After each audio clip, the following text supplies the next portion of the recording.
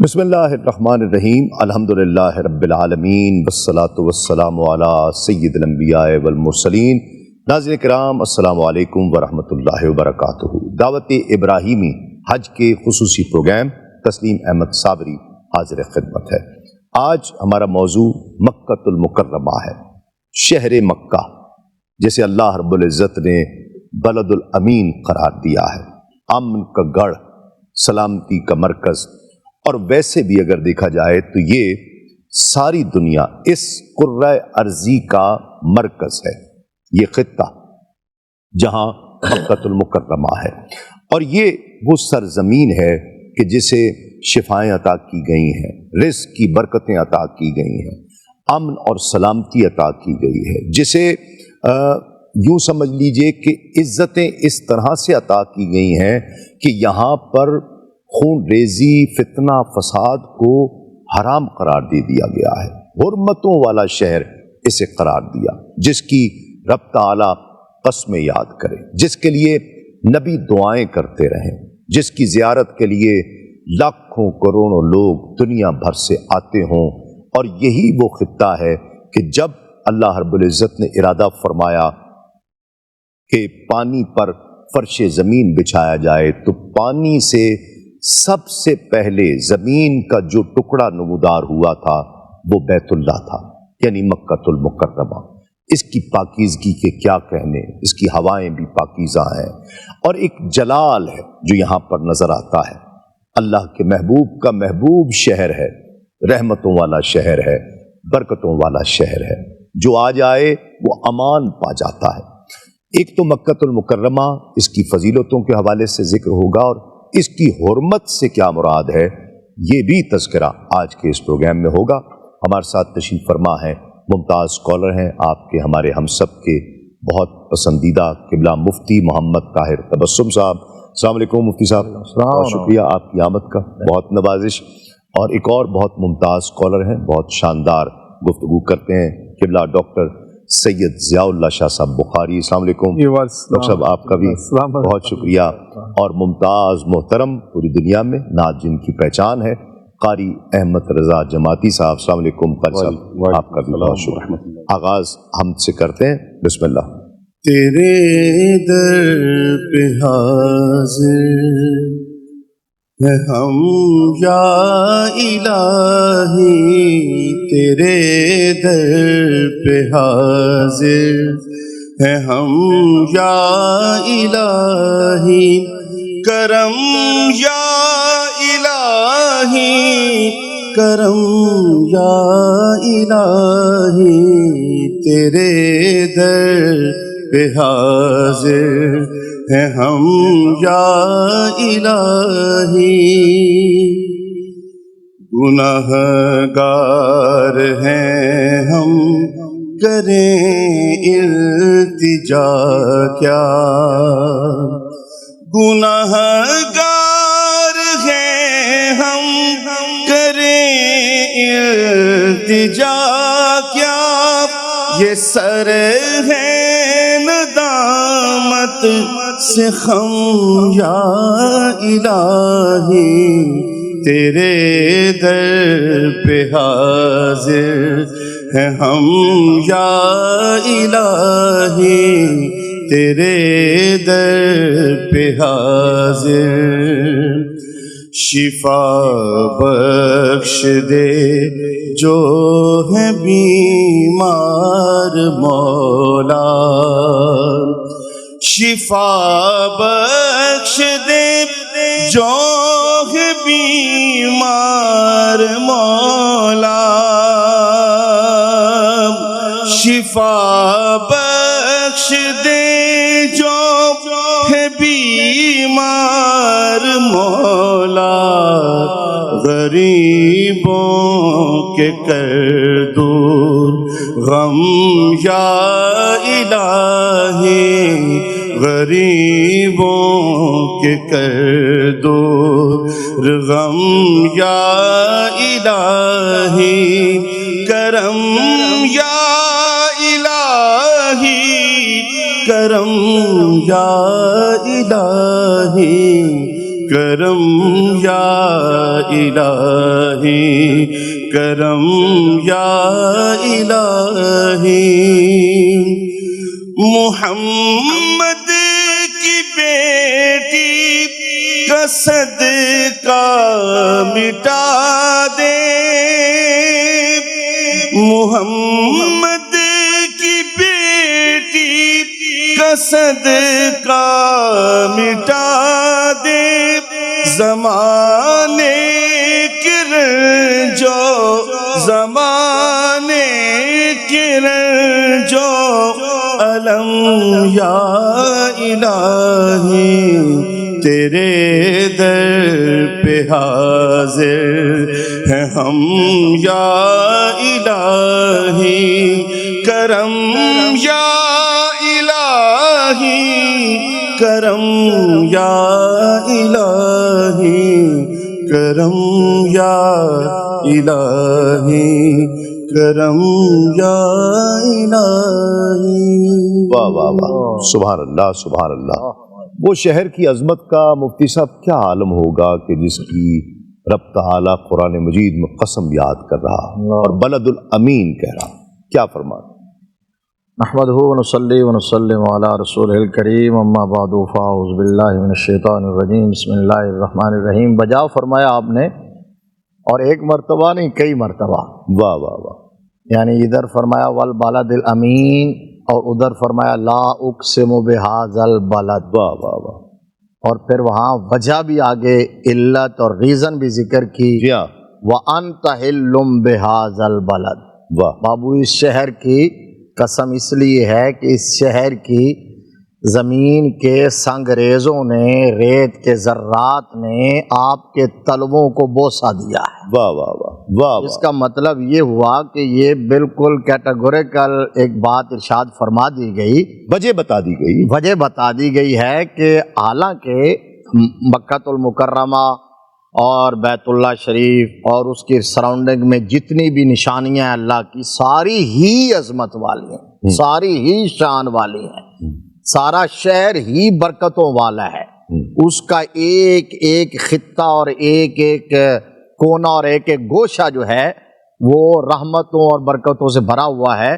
لیکن اللہ تبارک و تعالیٰ نے فرما دیا، کہا کہ وہ ساری چیزیں عظمت والی ہیں، لیکن سب سے بڑھ کر خالق کائنات کی بارگاہ میں جس کی عظمت ہے وہ اس کائنات کی تخلیق کی وجہ حضرت محمد مصطفیٰ صلی اللہ علیہ وآلہ وسلم ہے۔ واہ واہ، اس لیے اہل علم نے یہ بھی کہا ہے وَأَنْتَ حِلٌّ بِهَذَا الْبَلَدِ، بتا رہا ہے کہ محبوب آپ مکہ میں ہو تو مکہ کی قسم ہے، آپ مدینہ میں ہو تو مدینہ کی، واہ واہ واہ واہ، کیا اور نبی رحمت صلی اللہ تعالیٰ علیہ وآلہ وسلم نے مکہ المکرمہ، چونکہ اللہ تبارک و تعالیٰ نے خود تعارف فرمایا اور اس شہر کا نام بھی بکہ ذکر ہوا، ان اول بیت وضع للناس للذی ببکہ مبارکہ وہدی للعالمین فیہ آیات بینات مقام ابراہیم ومن دخلہ کان آمنا۔ اب اللہ تبارک و تعالیٰ نے فرمایا کہ یہ شہر بکہ جو ہے، شہر مکہ جو ہے، اس میں جو ہے وہ اللہ کا گھر ہے، اور سب سے پہلا گھر، جس طرح آپ نے انٹرو میں کہا کہ جو اس روئے زمین پر لوگوں کے لیے بنایا گیا، اچھا حالانکہ گھر اللہ کا ہے، بیت اللہ ہے، کہلواتا بھی لوگوں کے لیے ہے، تو مطلب کیا ہے؟ اللہ تبارک و تعالیٰ تو مکان سے اور گھر سے پاک ہے، تو لوگوں کے لیے بنانے کا مطلب یہ ہے کہ کائنات کے کسی گوشے میں، کسی خطے میں کوئی شخص رہتا ہو، گناہوں میں جتنا ہی لتھڑا ہوا اور اٹا ہوا کیوں نہ ہو، وہاں سے وہ قصد کر کے، حج کا معنی ہی قصد کرنا ہے، نیت کر کے آئے، اس گھر میں جب آئے گا ایمان کے ساتھ پہلی نظر اس کی اس گھر پر پڑے گی تو گناہوں سے ایسے پاک ہو جائے گے جیسے آج شکم مادر سے باہر آیا ہے۔ واہ واہ واہ، تو یہ حرم خدا ہے اور وہ حرم مصطفیٰ ہے، اس کو خلیل اللہ نے حرم بنایا ہے، اس کو رسول اللہ نے حرم بنایا ہے، اس کے لیے دعائیں خلیل اللہ نے مانگی ہیں، اس کو لیے دعائیں رسول اللہ نے مانگی ہیں، اس کی بھی عظمتوں کا کوئی کنارہ نہیں ہے اور اس حرم کی بھی عظمتوں کا کوئی کنارہ نہیں۔ واہ واہ واہ، سبحان۔ یہیں سے ڈاکٹر صاحب حرم سے کیا مراد ہے؟ یعنی جسے اللہ رب العزت حرم قرار دے دے، اللہ کا رسول حرم قرار دے دے، اس سے امت کو کیا سمجھنا چاہیے؟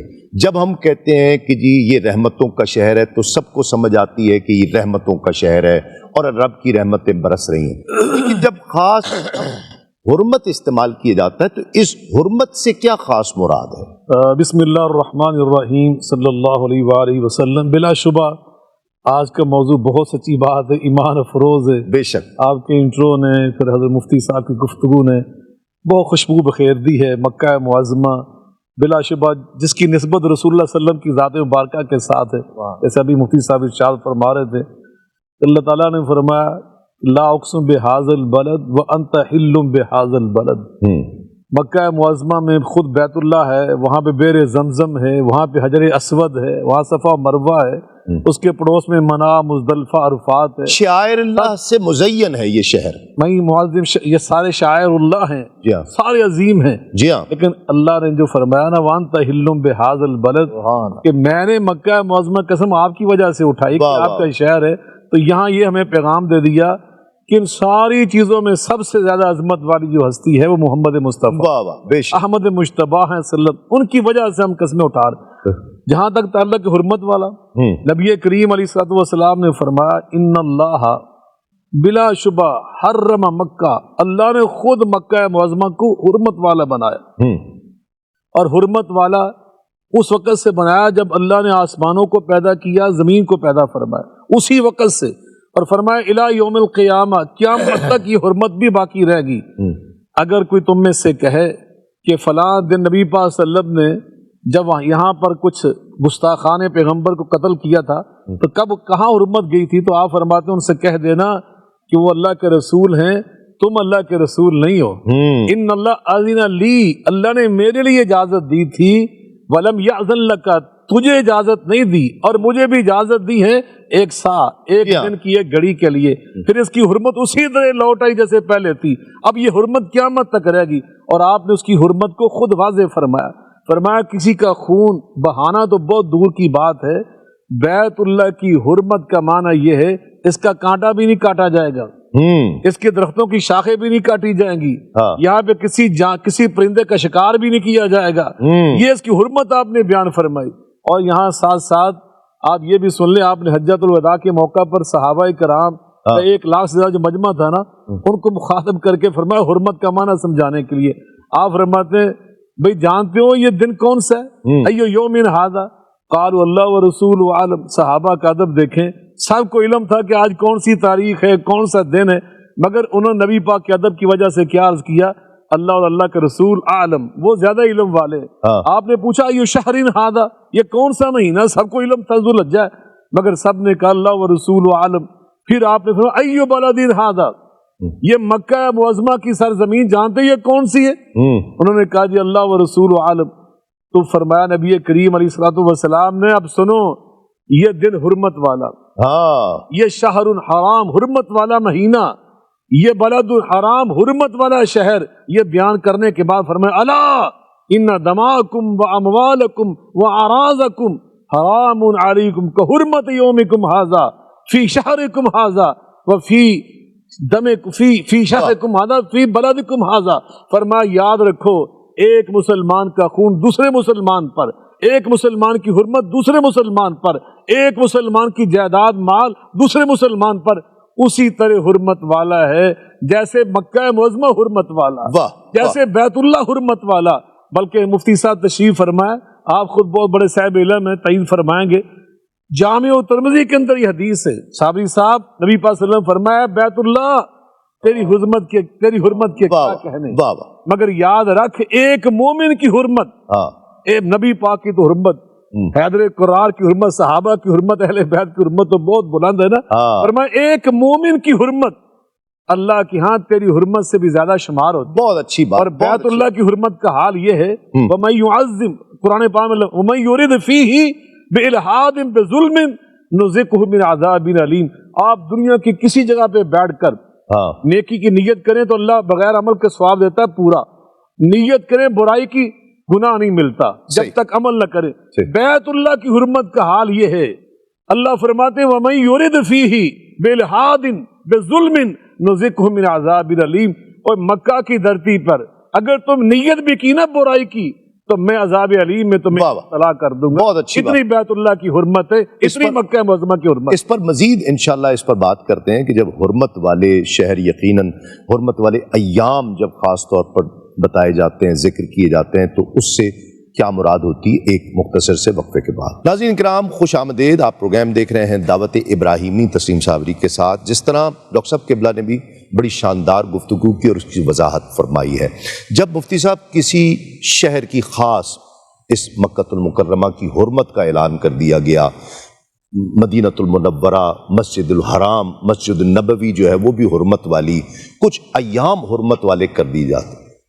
ایک مسلمان کا خون تو دوسرے پر ویسے ہی حرام ہے، خاص ان ایام میں حرمت کا حکم کیا ہے، مقام کی، جگہ کی حرمت، خاص اس سے مراد کیا ہے؟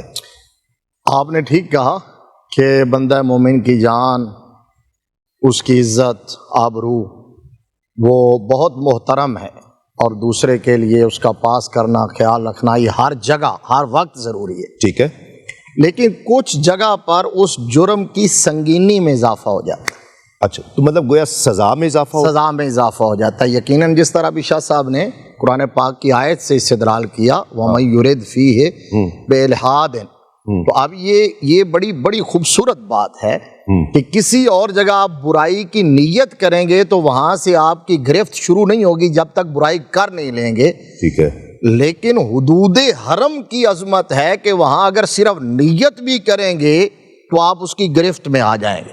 ٹھیک. اب یہ حرمت کا مطلب کیا ہے؟ وہ حرم جب کعبۃ اللہ شریف تعمیر کیا حضرت ابراہیم علیہ السلام نے، اور یہ جگہ آباد ہو رہی تھی، دوبارہ سے اس کی بنیادیں جب تعمیر کی، تو اللہ تبارک و تعالیٰ نے جبرائیل امی کو بھجوایا تھا، جنہوں نے خلیل اللہ علیہ السلام کو باقاعدہ نشاندہی کی کہ یہاں سے لے کر یہاں تک، یہاں سے لے کر یہاں تک یہ حدود حرم ہے، یہ حدود حرم ہے. اچھا ٹھیک، وہ حدود اربع بیان کر دیا گیا، جس طرح مدینہ المنورہ سے آتے ہوئے تنعیم کا مقام ہے. ٹھیک ہے. اب یہ جگہ ایسے کیوں کیا گیا؟ اسی طرح مدینہ شریف میں آقا علیہ السلام نے فرمایا کہ دو پہاڑوں کے دو کونوں کے درمیان جو ہے وہ میرا حرم ہے، ٹھیک ہے، وہ مدینہ کا حرم ہے. ٹھیک ہے، وہ بھی اللہ کے حکم سے ہی تھا. ٹھیک ہے. اب ہوتا یہ ہے کہ یہ جو کسی کی اہلیہ ہوتی ہے اس کو عربی میں حرمہ کہتے ہیں، تو حرمہ کہتے ہیں، اور کسی کا جو گھر ہوتا ہے وہ اس کا حرم ہوتا ہے. ٹھیک ہے.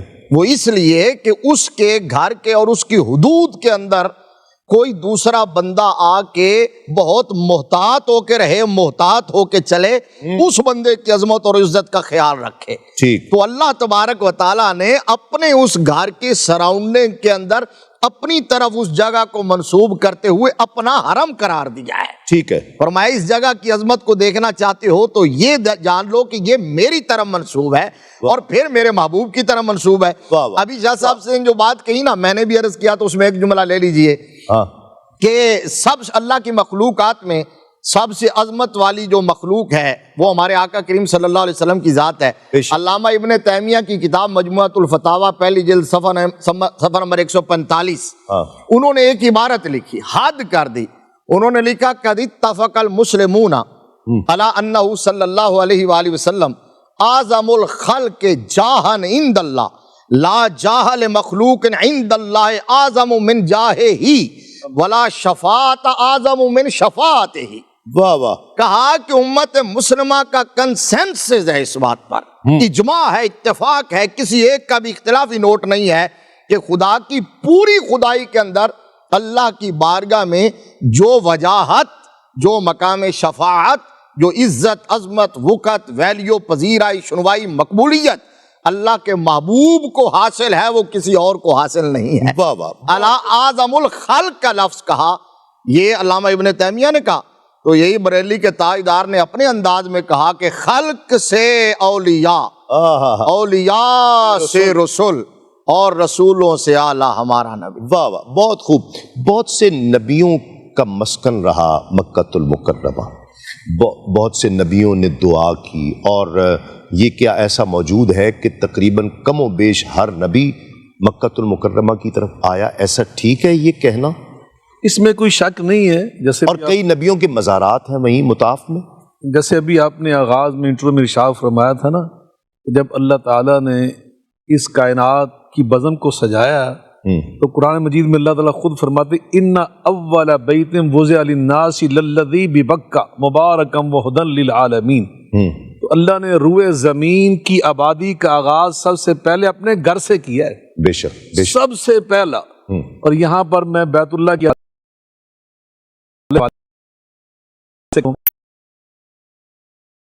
گھر سے ہوا ہے، ہاں اور اس کی جو انتہا ہے نا، ہاں جو اس کی بقا اور سلامتی اور استحکام ہے نا اس کائنات کی وجود کا، نبی پاک نے فرمایا کہ جب تک مساجد کی اذانیں قائم رہیں گی لا تقوم الساعہ، قیامت برپا نہیں ہوگی. اللہ اللہ اللہ. یہ مسجدوں کی برکت ہے، مساجد کے وجود کی برکت ہے جو سب کی سب بیت اللہ کی شاخیں ہیں. تو بلا شبہ یہ سب سے پہلے اللہ کا گھر یہ مارز وجود میں آیا. اور یہ جو ہمارے تصور ہے کہ ابراہیم علیہ السلام نے اس کا آغاز کیا، یہ نہیں ہے. وَإِذْ بَوَّأْنَا لِإِبْرَاهِيمَ مَكَانَ الْبَيْتِ، بوانا کا مطلب ہوتا ہے کہ ہم نے ظاہر کیا، نشاندہی کی، میرے ابراہیم یہاں میرا گھر تھا.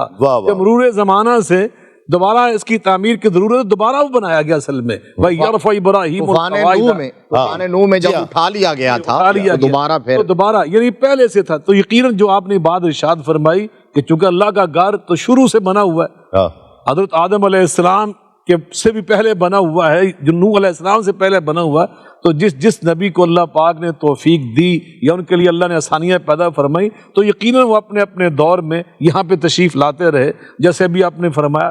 تو اس میں کوئی شک نہیں ہے کہ جن کی اللہ پاک نے تمنائیں یا دعاؤں کے مطابق وہاں ان کو مدفون ہونے کی سعادت بخشی، وہ بھی یقیناً اس میں کوئی دوسری رائے نہیں ہے. اور یقیناً انبیاء نے دعائیں کی ہیں، دعائیں مانگی یقیناً. اور ابراہیم علیہ السلام کے بعد چونکہ اللہ پاک نے اس کو ایک نئی نشت ثانیہ جس کو ہم کہتے ہیں وہ عطا کی، تو ساتھ فرمایا ابراہیم علیہ السلام وَأَذِّن فِي النَّاسِ بِالْحَجِّ يَأْتُوكَ رِجَالًا وَعَلَىٰ كُلِّ ضَامِرٍ يَأْتِينَ مِن كُلِّ فَجٍّ عَمِيقٍ لِيَشْهَدُوا مَنَافِعَ لَهُمْ. اے میرے ابراہیم اب نئی اس کی ہم تعمیر نو ہم نے تجھ سے کروائی، تیرے فرزند اسماعیل علیہ السلام سے ہم نے کروائی جو میرے حبیب کے دادا جان بننے والے. اب کھڑے ہو کے اعلان کر دیں آپ کیا ہو لوگوں، دوبارہ نئے سرے سے اللہ کا گھر مارز وجود میں آ چکا ہے، تعمیر ہو چکا ہے، حج کرنے آؤ. آپ آئے نا پہاڑی کے اوپر، دائیں دیکھا بائیں دیکھا آگے پیچھے دائیں تو کوئی بندہ ہی نظر نہیں آیا. عرض کرتے اللہ میں کس کو اعلان کروں، کس کے سامنے اعلان کروں؟ فرمایا اعلان کرنا تیرا کام. بالکل. یاتینا من کل فج عمیق، سبحان اللہ. ساری دنیا دور دراز کے علاقے، یعنی فج عمیق کہتے دور دراز کے علاقے، دور دراز کے علاقوں سے لوگوں کو یہاں تک پہنچانا یہ اب میرا کام، یہ قیامت تک اللہ اپنا وعدہ پورا کرے گا. مفتی صاحب کو بھی شامل کر لیں. چھوٹے چھوٹے ایک دو چیزیں میں خاص طور پر ذکر کرنا چاہتا ہوں. اللہ رب العزت کا یہ گھر مکۃ المکرمہ اتنی عزتوں والا، حرمتوں والا، اللہ کی رحمتیں برس رہی ہیں. فرشتے جو ایک بار آئیں دوسری بار باری نہیں. بہت سے لوگ یہ سوال کرتے ہیں کہ جی اللہ رب العزت نے یہ کیسے گوارا کیا کہ اس پاک گھر میں رحمتوں والے میں بتوں کی آلائشیں آئیں. رب دیکھ رہا ہے، کیا مطلب لے ہم اس کا، کیا مطلب لے؟ اب اس کے بہت سارے اینگل ہیں، بہت سارے پہلو ہیں. میں چاہتا ہوں یہ وضاحت کیجئے. ہاں اگر ہم اپنے حساب سے دیکھیں تو ظاہر بات ہے بت کا مطلب یہ ہے کہ وہ اس کو شریک بنایا جا رہا ہے، اللہ کے مقابلے میں اس کی پوجا کی جا رہی ہے، پرستش کی جا رہی ہے. ہاں رب دیکھ رہا ہے تو اللہ تبارک و تعالیٰ نے اسے بھی برداشت کر لیا، گوارا کیا. تو تم بھی برداشت کرنا سیکھو، اختلاف رائے برداشت کرنا سیکھو، اپنے مخالف کو برداشت کرنا سیکھو. اب اللہ تبارک و تعالیٰ ایسا نہیں ہے کہ قادر نہیں تھا، اللہ تبارک و تعالیٰ قادر ہے، وہ کن کہہ کے کائنات بناتا ہے. انما اذا اراد شیئا ان یقول له کن فیکون، کن کہہ کے جس چیز کو چاہے وہ بنا دیتا ہے، وہ مارز وجود میں آ جاتی ہے. وہ قوتوں والا، قدرتوں والا، طاقتوں والا ہے. عالم اسباب میں اللہ تبارک و تعالیٰ کے احکامات کی امپلیمنٹیشن وہ تحت الاسباب ہوتی ہے جی، تو وہ اپنے بندوں کے تھرو ہوتی ہے. اللہ تبارک و تعالیٰ اسی انداز میں بندوں کو آزماتا ہے کہ اس دور میں بھی، اس دور میں بھی جس دور میں 360 بت وہاں رکھے ہوئے تھے، ہر گھرانے کا الگ بت تھا، اس دور میں بھی تو کچھ دیوانے اور فرزانے سلیم الفطرت ایسے تھے جی ہاں جو ان بتوں کے سامنے جھکنے کی بجائے اللہ کے سامنے جبیر نیاز خم کر رہے تھے، ہاں جن میں حضرت سیدنا عبد المطلب بھی ہیں، ہاں میرے آقا کریم صلی اللہ علیہ وسلم کے والدین بھی، اور بڑی بڑی ہستیاں ہیں۔ تو یہ آزمائش ان کے لیے بھی تھی، اور پھر کعبۃ اللہ کو ان بتوں سے پاک کروانا تھا اپنے محبوب اور محبوبوں کے ہاتھوں۔ حضرت مولا کائنات شیر خدا کرم اللہ وجہہ الکریم، آپ نے جو نقطہ بیان کر دیا نا وہ بات ختم کر دی آپ سننا وہی چاہتے تھے، عالم اسباب عالم اسباب ہے جی، عالم اسباب ہے، یہ تو ہو گئی نا بات، یہ جواب مل گیا وہ بھی ہو گیا۔ اور دوسری بات بھی کہ سپیس دیجئے، جی، برداشت کیجئے، میں یہی کہہ رہا ہوں، وہ قوتوں اور قدرتوں والا ہونے کے باوجود بھی یہ بات قوم کو کبھی قبلہ ہم اس پر ایک پروگرام یہ دو باتیں ہیں ہم کبھی اس پر، یہ تو آج یہ حج کے پروگرام ہے نا، ہم چاہیں گے کہ اس پر ایک پروگرام کیا جائے باقاعدہ کہ عالم اسباب کیا ہے، اس کو سمجھانے کی کوشش کی جائے، اس کو لے کر جو اولیاء کرام پر جو سوالات اٹھائے جاتے ہیں کہ جی انہوں نے ایسے جی بے شک بے شک، اور ویسے جب رب دیکھ رہا ہے جو انتہائی قدرتوں والا ہے، انتہائی طاقت والا ہے، وہ دیکھ رہا ہے، گوارا کر رہا ہے، تو عالم اسباب کو سمجھنا، کرامت کو سمجھنا، ہاں میں سمجھتا ہوں یہ تو بالکل آپ یوں سے کہ شعور کی سطح سے گری ہوئی بات ہے کہ آپ یہ کہیں کہ جی پھر بابا یہاں کیوں نہیں کچھ کر سکے۔ جی بالکل، اس کے تناظر میں آپ دیکھ لیں، اس کی سب سے بڑی یہی عالم اسباب کو سمجھنا ضروری ہے۔ ایک مختصر سا وقفے کے بعد لوٹتے ہیں اس یقین کے ساتھ آپ کہیں نہیں جائیں۔ ناظرین کرام خوش آمدید، آپ پروگرام دیکھ رہے ہیں دعوت ابراہیمی، اور خاص طور پر آج شہر مکہ کا ذکر ہو رہا ہے۔ لاکھوں کروڑوں لوگ دنیا سے جاتے ہیں، جانا چاہتے ہیں، جو نہیں جاتے تڑپتے ہیں کہ حاضری ہو جائے۔ آداب کیا ہیں اس شہر میں حرم پاک میں داخل ہونے کے؟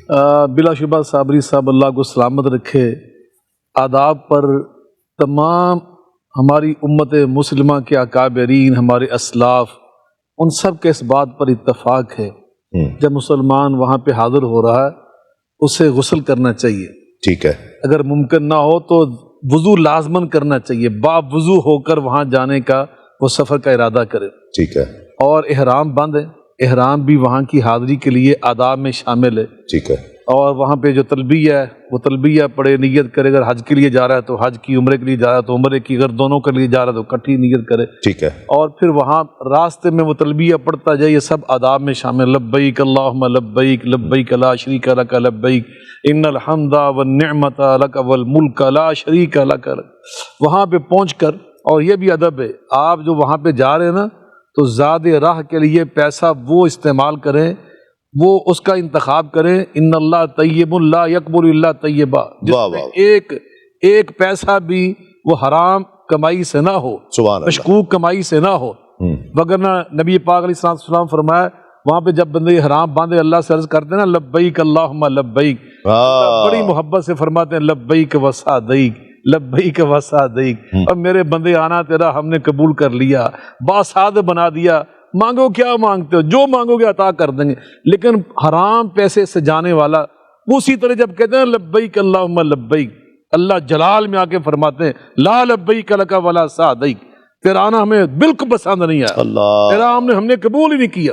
اللہ اللہ، زادک حرام وملبسک حرام وغذی بالحرام فانا یستجاب لک، تیرا تو احرام بھی حرام پیسوں کا، زاد راہ حرام پیسوں سے، تیری تو غذا حرام پیسوں سے، تیری کوئی دعا قبول نہیں ہوگی۔ ٹھیک ہے، تو یہ ضروری ہے کہ خاص وہاں جب داخل ہو خیال کیا جائے تو قصدن آپ دایاں پاؤں اندر رکھیں اور ساتھ پڑھیں اللہم صلی علی محمد وعلی آل محمد، روشی پڑھ کر پھر وہ دعا پڑھیں جو ہم مسجد میں داخل ہوتے ہوئے بیت اللہ پہ جب پہلی نظر پڑے تو آقا کی سنت مطابق یہ دعا پڑھیں اللہ مسجد ھذا البیت تشریفا و تعظیما و تکریما، پھر وہاں پہ حاضر ہو کر حجر اسود سے شروع کریں اور دعائیں پڑھتے جائیں۔ اگر کسی کو دعائیں یاد نہ ہو صابری صاحب تو میں سچی بات یہ کہتا ہوں کثرت سے دروشی پڑھا کرے، میرے آقا نے گارنٹی دی ہے اذن تکفی ہمک ویغفر لک ذنبک، جو سے دروشی بھی پڑھتا رہتا ہے اس کی برکت سے اللہ اس کی ساری دعائیں پوری کر دیتا ہے۔ بے شک مفتی صاحب، ایک تو آداب پر بھی اور ایک فقہی سوال بہت زیادہ کیا جاتا ہے کہ جو لوگ فریکوینٹلی بہت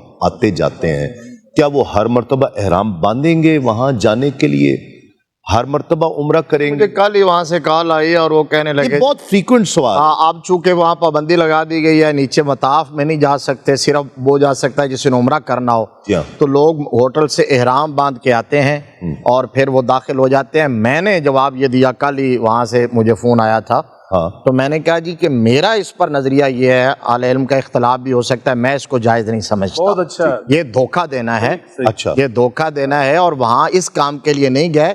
اور پھر جو قانون ہوتا ہے، نظم ہوتا ہے، اس کو فالو کرنا یہ عین شریعت ہے. بہت اچھی تو بات. وہاں کی انتظامیہ ہے، اور انتظامیہ نے بامر مجبوری یہ فیصلہ کیا ہوا ہے. تو آپ مطاف میں نہ جائیں، آپ کیوں احرام باندھ کے مطاف میں جا رہے ہیں؟ کعبۃ اللہ کی زیارت کے لیے دوبارہ جا رہے ہیں تو اوپر چلے جاؤ، اوپر سے بھی زیارت ہو سکتی ہے.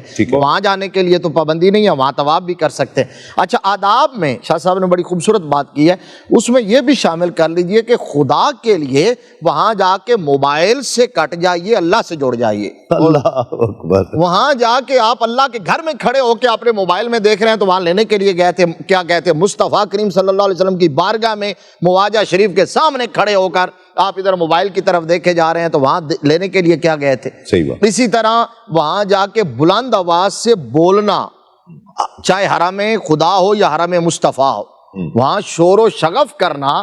دیکھیے ہم یہاں کسی تھانے دار کے سامنے کھڑے ہوں تو ہماری آواز جو ہے وہ نکلتی نہیں ہے حلق سے، تو اللہ رسول کی بارگاہ میں کھڑے ہو کر ہم بلند آواز سے بولا. تیسری بات یہ کہ وہاں حجر اسود کو بوسہ دینے کے لیے اگر آپ گردنیں پھلانگ رہے ہیں، اگر آپ غیر محرم خواتین سے ٹچ ہو رہے ہیں، اپنی عورتوں کو نیچے آپ وہاں جو ہے مسل رہے ہیں، یہ آپ کو کسی نے نہیں بتایا. اسی طرح وہاں جانے کے لیے، ریاض الجنہ میں جانے کے لیے اگر آپ بھاگتے ہیں، دھکم پیل کرتے ہیں، تو آپ یقین جانیے یہ خام خیالی ہے کہ آپ کو اس کی برکات نصیب ہو رہی ہیں. شریعت نے اس کا اصول بیان کیا ہے.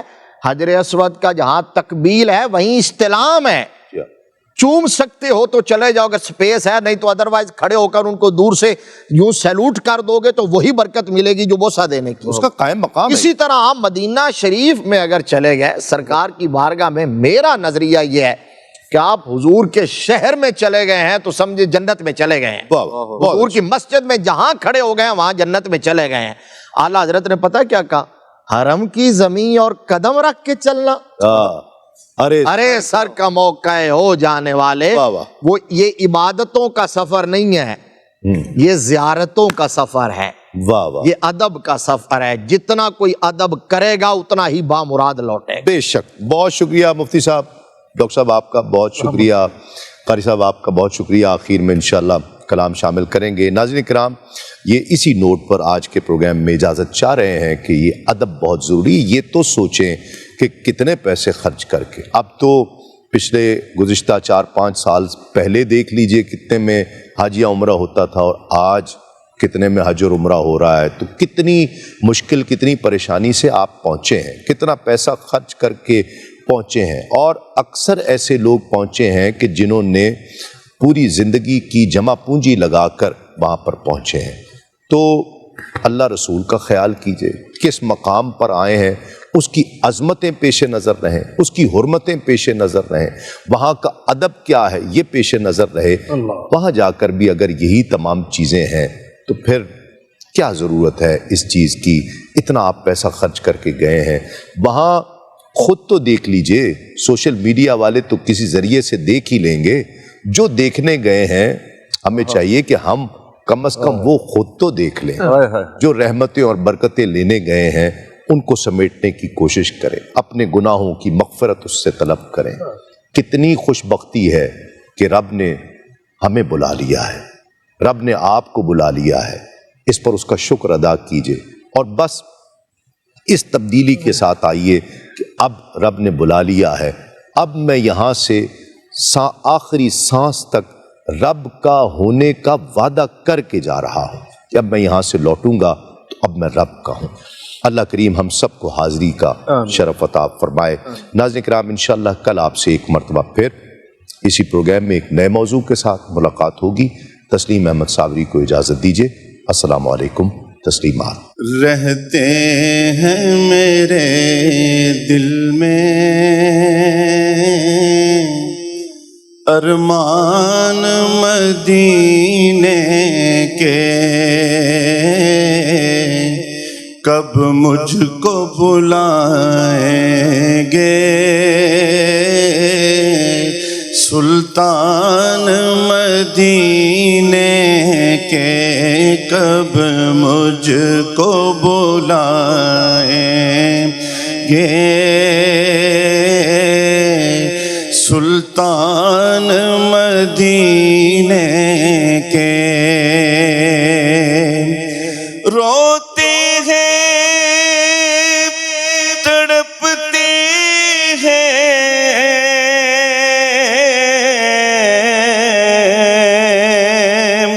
کہتے ہیں یہ دیوانے،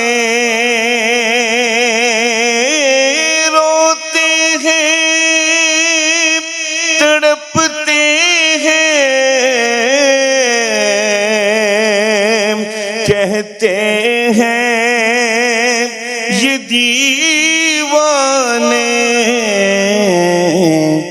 کس روز بنیں گے ہم مہمان مدینے کے، کس روز بنیں گے ہم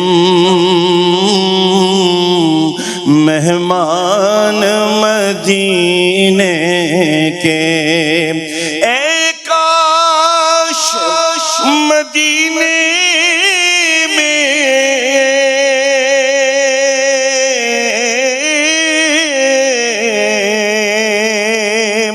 سرکار جو بلوالے،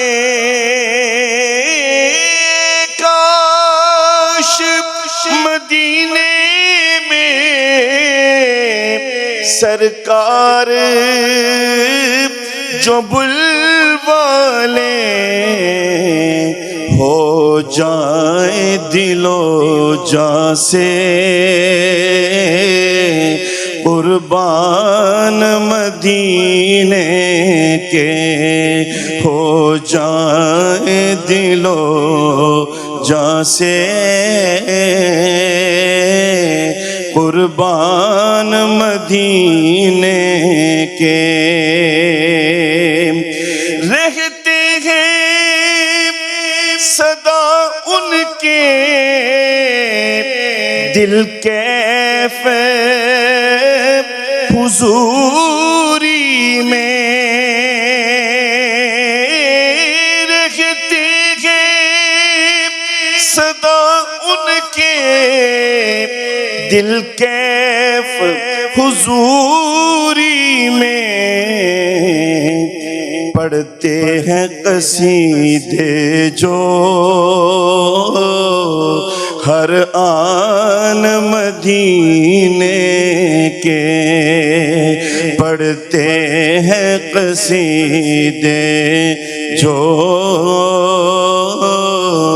ہر آن مدینے کے،